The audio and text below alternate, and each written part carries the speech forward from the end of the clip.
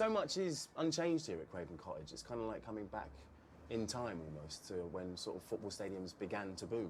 It is a throwback to the turn of the century, to that crucial point where the Victorian era ends and you suddenly start to have football as a commercial business. It's clear that the game is here to stay and you can start building around it. When somebody came through the door and paid their sixpence, you had to trust the chap on the other side that he was going to put that sixpence in the bucket for the club.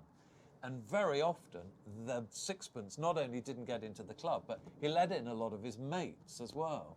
And it was this thing here, this bog standard turnstile that literally transformed football in the late 1890s. Yeah. Because when the turnstile operator does this, that lets in one person.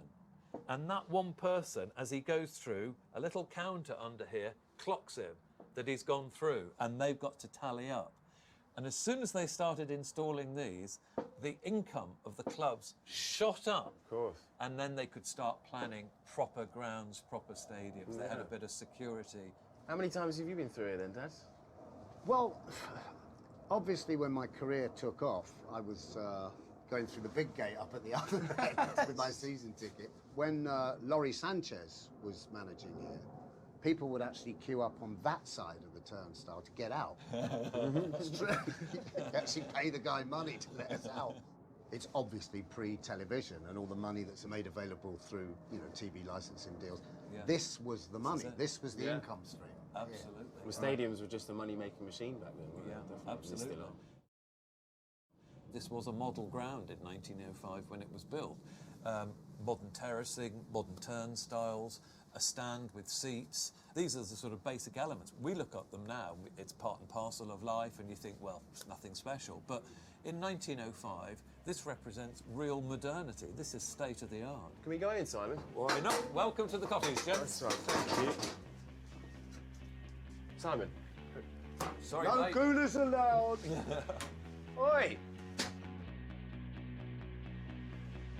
Right, Alfie, sharp intake of breath. The hallowed turf. Oh, is this Emirates? Oh, no, sorry. Yeah, as in.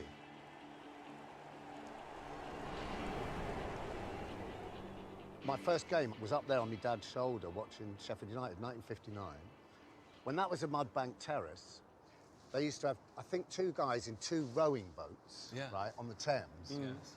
And because balls were so expensive and they didn't have, you know, bags full of footballs, they had these two guys with rowing boats. When the ball went over, to get the ball back. Absolutely. Tommy Trinder barking from up there. Get the ball. Yeah, that's the And riverside. they used to hate it, these boatmen, if the Callahan brothers were playing. Just the ball and just straight over there. Craven Cottage was built by a Scottish architect called Archibald Leitch. After building his first stadium, Ibrox, for Rangers in 1899, within 20 years, Leitch had worked for 3/4 of England's First Division clubs. He was the man who built football, despite a tragic incident early in his career. In April 1902, while Ibrox hosted Scotland versus England, football suffered its first major disaster. Leitch had built the stands from wood and a section collapsed, resulting in 25 deaths and hundreds of injuries. In this more innocent age, Leitch was allowed to learn from his mistakes. The important point of football stadia was now clearly understood. Get maximum people in, yes, but get them all back out alive. Craven Cottage and all his subsequent buildings were radically different. Built with steel frames and insights into safety and crowds that must have been truly haunted by his memories of witnessing events on that fateful day in Scotland for himself. What did he learn from the disasters that happened at Ibrox? He could have been finished in football at that point. If you think, you know, who's the last person you're going to employ is somebody who's been involved in a major disaster. But Archie was a very strong-willed guy, and what he did was, I think what any good engineer would do is he see, well, what's the problem? What has failed? How can we solve it? And he sat down, went back to the drawing board, and this building that we're sitting in now, the terraces, the turnstiles, the whole sort of makeup of the ground was the result of his sort of thoughts between 1902, the disaster, and when work started here in 1905.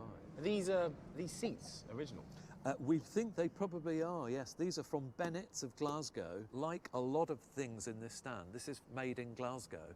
Archie comes from Glasgow, all the steelwork came from Glasgow, on barges from the Clyde round into the Thames, unloaded. Wow. Seats as well from a company in Glasgow. And their tip-ups, which in 1905 was quite modern, having a tip-up seat, because everyone else had bench seats. God, Fulham. Leading the way. He also was the architect of Stamford Bridge as well at the same time, wasn't he? So, I don't know, Dad, how would you feel about that as a Fulham fan if that happened today? Well, I'd rather hope that a disaster struck again. No, I don't mean it. No, I don't mean that at all. I didn't know that he had anything to do with Chelsea. Ooh. No, it's an extraordinary story. I've been here since I was a kid. I mean, the maximum 2,000 people watching games. Yeah, and I've got to say, it was brilliant fun. It was fantastic, because you didn't really care about winning or losing. It was actually laughing. I remember the atmosphere when you brought me here when I was a kid, and I compared it to Highbury back in the day, and it was something else. The ground is a fundamental thing to a club's existence. It expresses the character, and if Fulham were to move to a new stadium somewhere else, they'd just be like any other club. Yeah. They wouldn't be Fulham anymore. True. Dad, would you change all of it? I wouldn't change any of it. None of it, no. Nah, not at all. It's brilliant. I've got too much invested here, man.